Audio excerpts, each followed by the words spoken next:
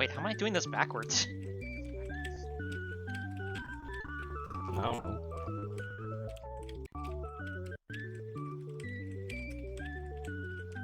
Okay, cool.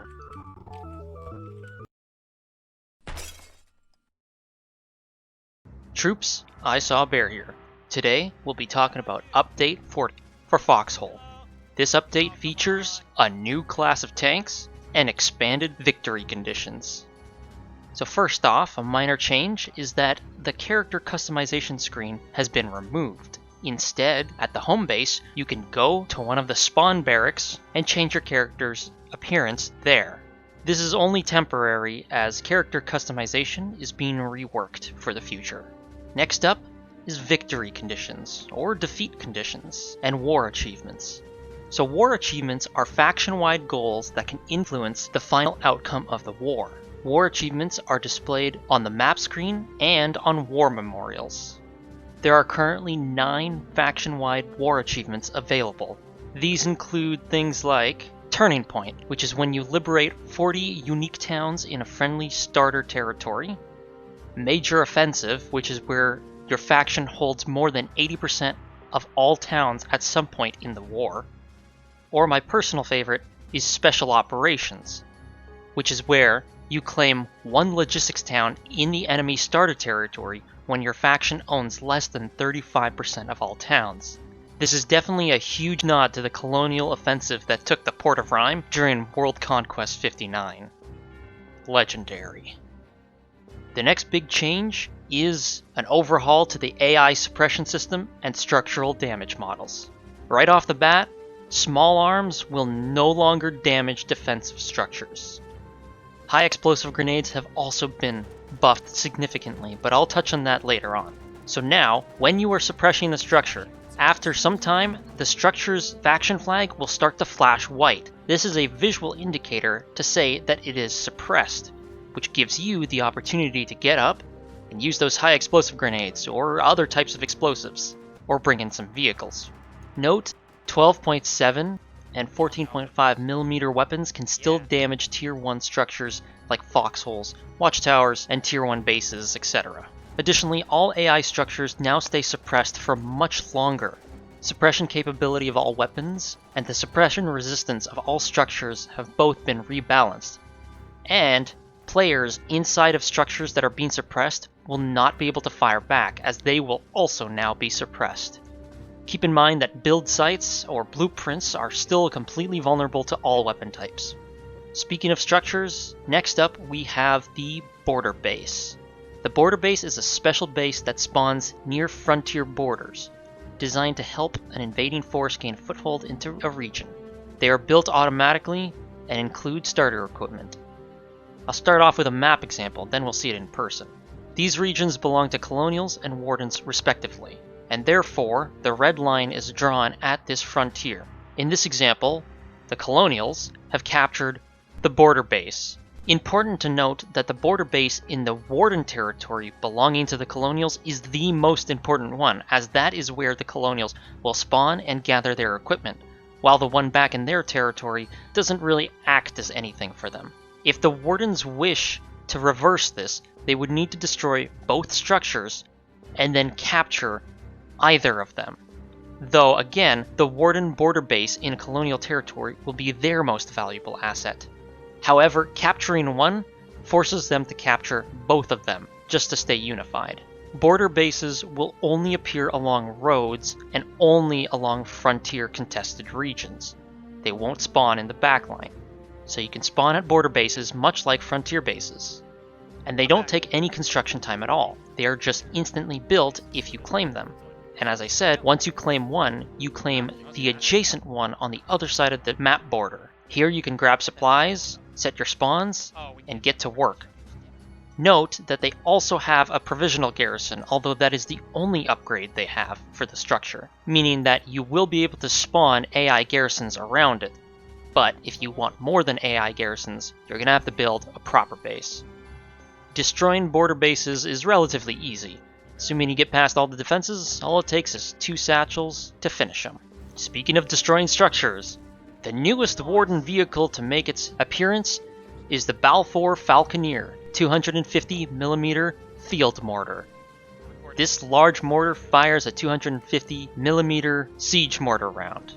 It's heavily armored in the front, so you can push it close up to defenses and bombard them, which you'll need to do since the range is fairly limited at 25 meters. Same as any field gun, this takes a driver who can direct the angle and a gunner who reloads and directs the range. Next up is the Colonial New Tank Destroyer, Tank Sniper, or self-propelled gun, whatever you'd like to call it. This is the H-10 Pelican. It's classified as a light tank since it shares the light tank chassis. However, it has a 68mm anti-tank gun. This thing packs a punch, with a driver's seat, gunner seat, and commander seat. Also, on a side note, open-top vehicles gain 25% more sight range, so the Colonials will be heavily favored with this new mechanic. However, that's not to say the Wardens won't also have some vehicles affected by this change. Wow, this is going to be like the best scouting vehicle. The Pelican is pretty darn fast since it is a light tank, both forwards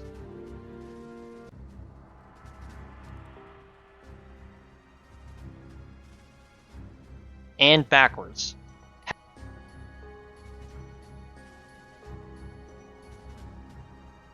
Oh yeah, this thing's reasonably faster in reverse. However, one thing to note is that because the gun was so large that it had to be mounted backwards, at least on top of the light tank chassis, that also means that if it takes a direct hit to the front, it risks damaging the fuel intake and springing a leak. Oh yeah, it's defueled.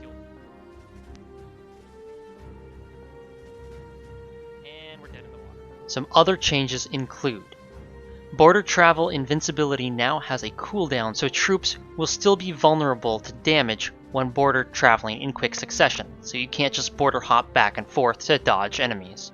Deployment points, or garrison size, at towns or relic bases in friendly starter regions will always grow to a minimum size, even when no troops have spawned there in a while, meaning that you can spawn at the backlines regardless of situation.